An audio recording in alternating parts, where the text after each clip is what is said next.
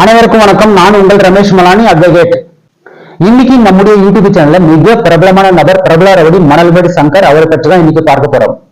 அதாவது இவரை பாத்தீங்கன்னா சின்ன வயசுல அதிகமான படிப்பு படிக்கல, கொஞ்சம் படிப்பு தான் படிக்கிற ரொம்ப ஏழை குடும்பத்தை சேர்ந்தவர் இவர். விவசாய குடும்பத்தை சேர்ந்தவர் இவர். 25 வயதுல பாத்தீங்கன்னா 13 மாவட்டத்தை தன் கண்ட்ரோல் வைத்துக் கொண்டு இருந்திருக்கிறாரு. டெல்டா மாவட்டம் முழுவதும் இவர் பக்கம் வைத்துக் கொண்டு இருந்திருக்கிறாரு. இவரை மாவேர் என்றுதான் அந்த பக்கத்துல இருக்கக்கூடிய மக்கள் எல்லாம் சொல்வார்களாம். தாதா என்றும் சொல்வார்களாம். மக்களின் உயிர் மூச்சா என்று இவர் அழைத்துக் கொண்டிருந்திருக்கிறாரு. ஆண்டுக்கு ஒரு முறை குரு பூஜை செய்து கொண்டிருந்திருக்கிறாரு. தன்னுடைய இனத்தவர்களுக்கும் தன்னுடைய தலித் மக்களுக்காக இவர் உயிரை கொடுக்கும் அளவிற்கு இவர் பாடுபட்டு வந்திருக்காரு. இவர் கூட இருந்தவர்கள் அனைவரும் சாதாரணமான மக்கள் கிடையாது. எல்லாரும் உயிரை கொடுக்கும் அளவிற்கு நண்பர்கள் இருந்திருக்காங்க. ஆண்டுக்கு ஒரு முறை இவரை திருவிழா போல கொண்டாடும் அளவிற்கு மக்கள் கொண்டாடிட்டு வந்திருக்காங்க. இப்போ பாத்தீங்கன்னா அவரை பற்றி தான் இன்னைக்கு நம்ம இந்த வீடியோ பார்க்க போறோம். இன்னைக்கு நம்முடைய யூடியூப் சேனல்ல மிக பிரபலமான நபர் பிரபல ரவுடி மணல்மேடு சங்கர் அவரை பற்றி தான் பார்க்க போறோம். அதற்கு முன்னாடி நம்முடைய சேனல் யாராவது சப்ஸ்கிரைப் பண்ணாம இருந்தால் மறக்காம சப்ஸ்கிரைப் செய்து எடுத்துக் கொள்ளுங்கள். அப்படி ஆல் என்ற பெல் பட்டனை கிளிக் பண்ணி வச்சுங்க. உங்களுடைய நண்பர்களுக்கு இந்த வீடியோ ஷேர் பண்ணுங்க. வாங்க நம்ம வீடியோக்குள்ள போலாம்.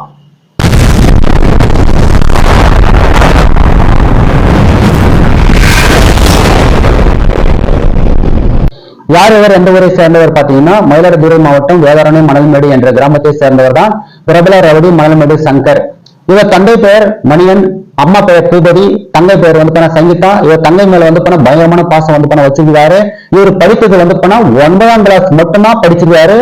இவர் மிகவும் ஏழை குடும்பத்தை சேர்ந்தவர். இவர் விவசாய குடும்பத்தை சேர்ந்தவர். அது மட்டும் இல்லாம அவங்களுடைய அப்பா அம்மா விவசாய வேலையை செஞ்சுட்டு இருக்காங்க, கூலி வேலை செஞ்சுட்டு இருக்காங்க.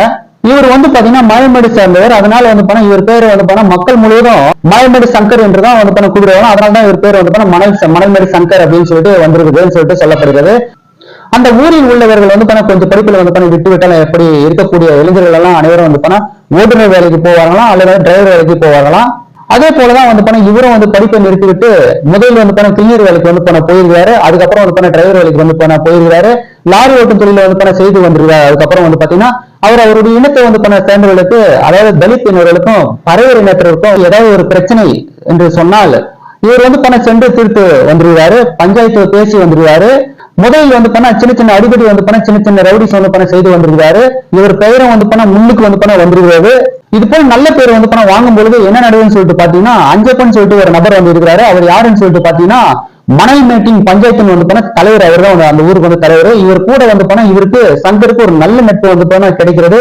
கொஞ்ச நாள் அஞ்சப்பனும் சங்கரம் பயங்கரமான நண்பர்களாக மாறி விடுறாரு. நெருங்கிய நண்பர்களாக இருக்கும் பொழுது சங்கருடைய நண்பர்கள் ஜிம்மில் ஜிம்மு செய்து கொண்டிருக்கும் பொழுது அப்பொழுது ஜிம்மில் இருக்கும் மற்ற தரப்பினர் ஜிம்முடைய ஓனர் எல்லாம் இருப்பாங்க. அவங்க என்ன பண்றாங்கன்னா இவனுக்கு இந்த இனத்துக்கெல்லாம் இந்த ஜிம்மு கேக்குதா என்று திட்டி அவனை அடிச்சு துரத்தி விட்டுறாங்க. இந்த விஷயத்தை என்ன பண்றாங்க, போயிட்டு சங்கர் கிட்ட மணல்மேடு சங்கர் கிட்ட போயிட்டு சொல்றாங்க.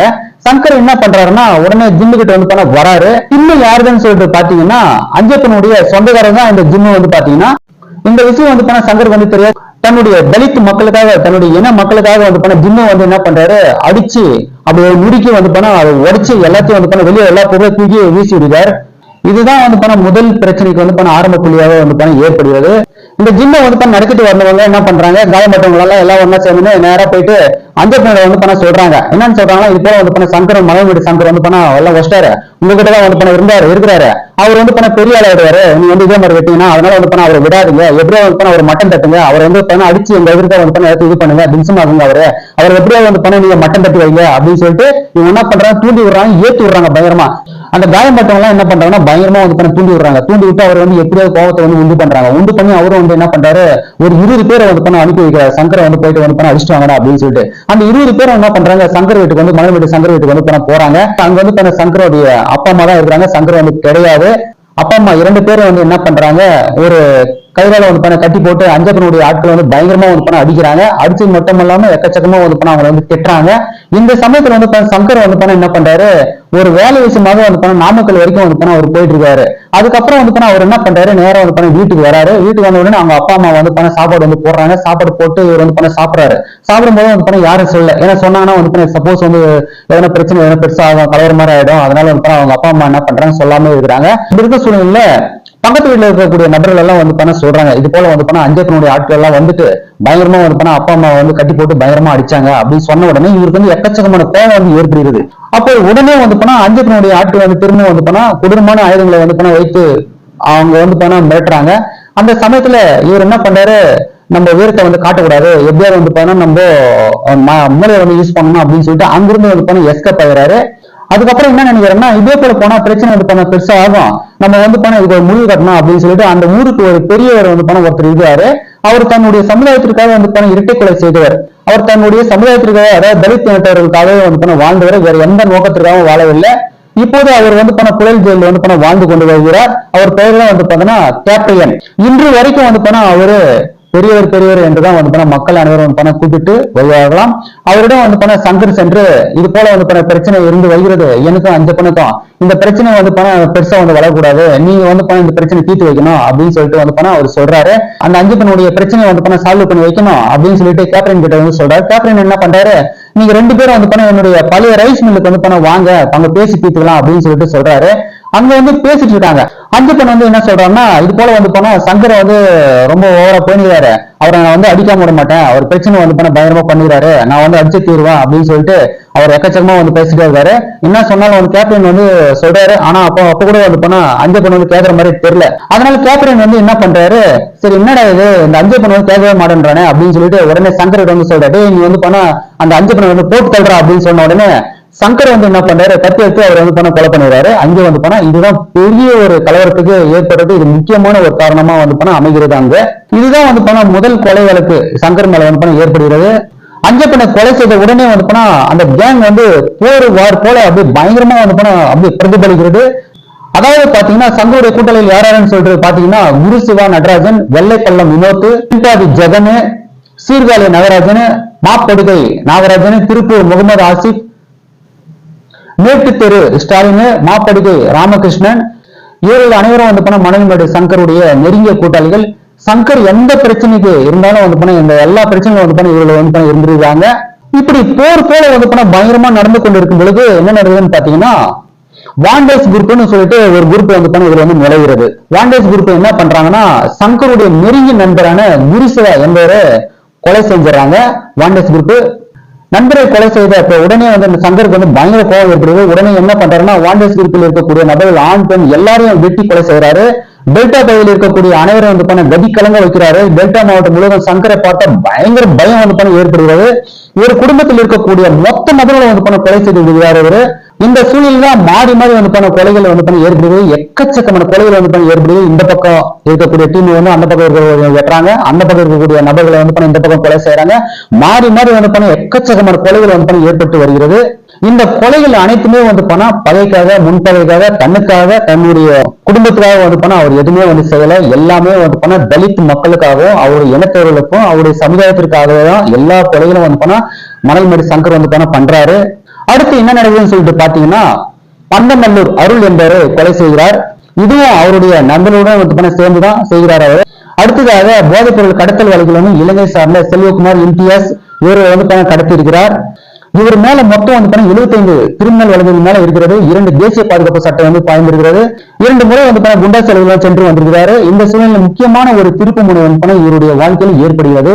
மணல்மேடு சங்கர் ஒரு கார்ல வந்து ஒரு இடத்துக்கு வந்து போய் கொண்டிருக்கிறாரு. அப்போது ஒரு பெரிய கட்சி மேடை வந்து போட்டு கட்சி மீட்டிங் வந்து நடந்து கொண்டிருக்கிறது. டிஎம்கே அப்போ வந்து டிஎம்கே ஆட்சி வந்து நடந்து கொண்டிருக்கிறது.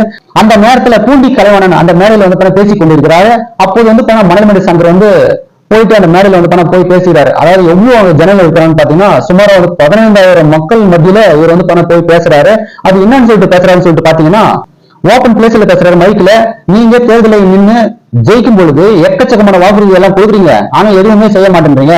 அதுவும் எங்கள் சமுதாயத்திற்காக தலித் மக்களுக்காக எதுவும் இது பண்ண போட மாட்டேங்க. அதாவது என்ன சொல்றீங்கன்னா, ரோடு போடுவேன், தண்ணீர் கொடுப்பேன், ஏழை வாய்ப்பு கொடுப்பேன், இலவச கல்வி படிப்பு கொடுப்பேன், இந்த வாக்குறுதி எல்லாம் வந்து பண்ண சொன்னீங்க, ஆனா எதுவுமே செய்யல.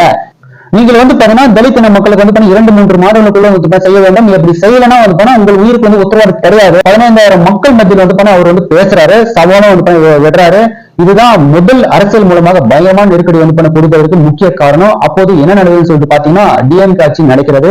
கலைஞர் அவர்கள் வந்து திருவாரூரை சேர்ந்தவர். அவர் என்ன நினைக்கிறாருன்னா, நான் பிறந்த ஊரில் எனக்கு பக்கத்துல வந்து போனா யாராவது அப்படிப்பட்ட ஒரு ஆளு அப்படிப்பட்ட ரவுடி யாரா அப்படின்னு சொல்லிட்டு கலைஞர் அவர்கள் வந்து நினைக்கிறாரு. அது மட்டும் இல்லாம காவல்துறை மூலமாக பயங்கரமான தகவல்கள் கொடுத்துட்டே இருக்கிறாங்க கலைஞர்கிட்ட. காவல்துறையும் பிரஷர் ஓவரா கொடுக்குறாங்க. எப்படியாவது வந்து பண்ணா அந்த மணல்மணி சங்கர் வந்து ஒரு ஸ்கெட்ச் வைங்க அப்படின்னு சொல்லிட்டு போலீஸ் தரப்புலயும் பயங்கர பிரஷர் வந்து பண்ண எக்கச்சமா கொடுக்குறாங்க. இந்த மாதிரி சூழ்நிலை வந்து பண்ணி இருக்கும் பொழுது மணல்மணி சங்கர் வந்து மதுரை மத்திய சிறையில் வந்து பண்ண அடைக்கிறாங்க. மதுரை மத்திய சிறையில் வந்து பண்ண மணல்மணி சங்கர் வந்து இருக்கும் பொழுது பல்வேறு வழக்கு விசாரணைக்காக எல்லா நீதிமன்றங்களும் வந்து பண்ண இவர் வந்து அழைத்து செல்கிறார்கள். வழக்குகள் எல்லாம் வந்து பண்ண நடத்தி வருகிறார். ஜெயிலில் இருந்து கொண்டு அவர் வந்து பண்ண நடத்திட்டு வராரு. அந்த நேரத்தில் தான் தமிழகம் முழுவதும் பயங்கரமான ரவுடிகள் வந்து என்கவுண்டர் வந்து செய்யறாங்க அப்படின்னு சொல்லிட்டு மணல்மேடு சங்கருக்கு வந்து தகவல் வந்து வருகிறது. தன்னை என்கவுண்டர் செய்து விடுவார்கள் என்ற பயம் வந்து அவருக்கு மனசுக்குள்ள வந்து பண்ண வருகிறது. அப்போது இவர் என்ன செய்யறாருன்னா ஒவ்வொரு நீதிமன்றத்தையும் அழைத்து கொண்டு செல்லும் பொழுது, அதாவது போனாருன்னா கண்டிப்பா கேஸெல்லாம் வந்து நடத்திட்டா வந்தாகணும். அதுக்காக அவர் வந்து ஜெயிலிருந்து வந்து போனா வழக்குக்காக போறாரு வராரு. அப்படி போகும் பொழுது நீதிமன்றத்தின் முன்னாடி பத்திரிகையிடமோ டிவி ரிப்போர்ட்டர் இடமோ என் உயிருக்கு ஆபத்து, போலீசாருங்க கொலை செய்து விடுவார்கள், என்கவுண்டர் பண்ணிடுவாங்க, என்னை எப்படியாவது வந்து பண்ண காப்பாத்துங்க அப்படின்னு எல்லா வாய்ப்புக்கு வரும்பொழுதும் வந்து பண்ண அவர் பத்திரிகையிடம் சொல்லிட்டு தான் அவர் வந்து போறது வர்றது. அதன் பிறகு என்ன நடக்குதுன்னு சொல்லிட்டு பாத்தீங்கன்னா பந்தநல்லூர் அருள் கொலை வழக்குல இதன் தொடர்பாக கும்பகோணம் நீதிமன்றத்துக்கு வரும் பொழுது நீதிபதியிடம் காவல்துறையினை கொலை செய்து விடுவார்கள், என்னை வந்து காப்பாத்துங்க அப்படின்னு சொல்லிட்டு கதறி அழுகிறாரு. கதறி சொல்றாரு. அங்க வந்து பாத்தீங்கன்னா கெஞ்சி கேட்கிறாரு.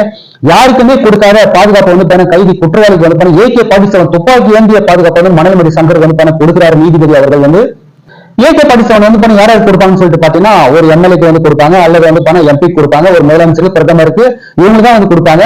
ஆனால் வந்து பாத்தீங்கன்னா ஒரு கைதிக்கு வந்து கொடுத்தது வந்து முதல் தடவை மணல்மேடு சங்கர் தான் வந்து கொடுத்திருக்காங்க. இவருக்கு மனதிலே வந்து பண்ண தெரிந்து விட்டது, எப்படியாவது வந்து பண்ண நம்மள வந்து கொலைதான் பண்ண போறாங்க, ஏதோ என்கவுண்டர் பண்றாங்க அப்படின்னு சொல்லிட்டு இவர் வந்து நினைச்சிட்டாரு.